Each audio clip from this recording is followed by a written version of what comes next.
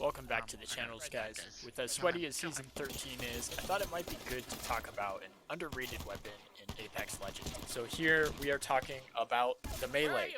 It is just such an incredible maneuverable tool that does a lot of damage. The only downside is you gotta be close. But I've seen, especially lately, a lot of things that look like this. Little Wraith hopping around, can't really hit her. My 30-30 does damage, but I can't hit her, so it doesn't matter, and she's just nailing me. So of course I win that one. That's because I'm the content creator, and I get to make those sorts of decisions. But I decided to try it for myself for a little bit. How good is the melee?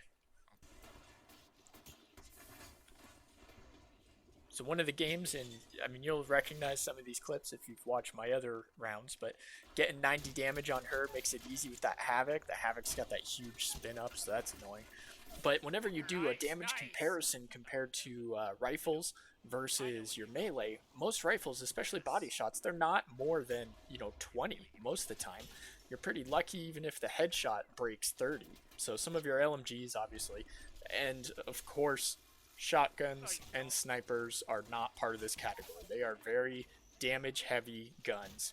So here's a great example. Have to reload, have to outmaneuver an Octane of all legends to have to outmaneuver, and the melee gives you that support on its just general movement of the attack.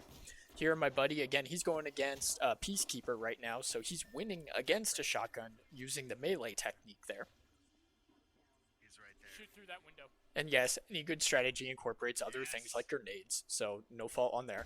But whenever you look at these hits that are coming up here with the Mastiff, you're looking at 36, 18, 36, and it just repeats. Right now, I did a breakdown on shotgun damage. I'll have that in the description below if you want to see those broken down. But the fact is, if you hit with your shotgun 100% all the time, yeah, you could beat a melee. If you hit it like that, 9, okay, you're not beating a melee. So to me, this screams melee is a viable weapon that needs to be practiced with. Okay, so it's worthwhile to put some skill into this. So when's the good scenarios and bad scenarios to use it? This is not effective. Using it in gas, ash snared, Watson fence, knuckle cluster, anything that's going to slow you down, it slows your rate of fire, for lack of better terms, for punching.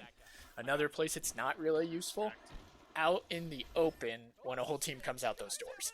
You're just kind of screwed there. But a tip for successful punching here is jump punching. So because you're jumping, not only does it create a vertical challenge for them to track, but it also creates a little bit of forward momentum. So even if you miss completely, you'll be carried past them and then they have to turn around, and that gives you the advantage. So with those amazing 3 minutes of knowledge, go out and practice that. Practice it against a buddy in the firing range. And tell me how it goes. Come back and comment if something works or doesn't work. I mean, I'm looking to get better, and I hope that you guys get better from watching this. Thanks for watching, guys. Go ahead and hit that subscribe button so you can see more tips and tricks on how to get better, and we'll see you in the next one.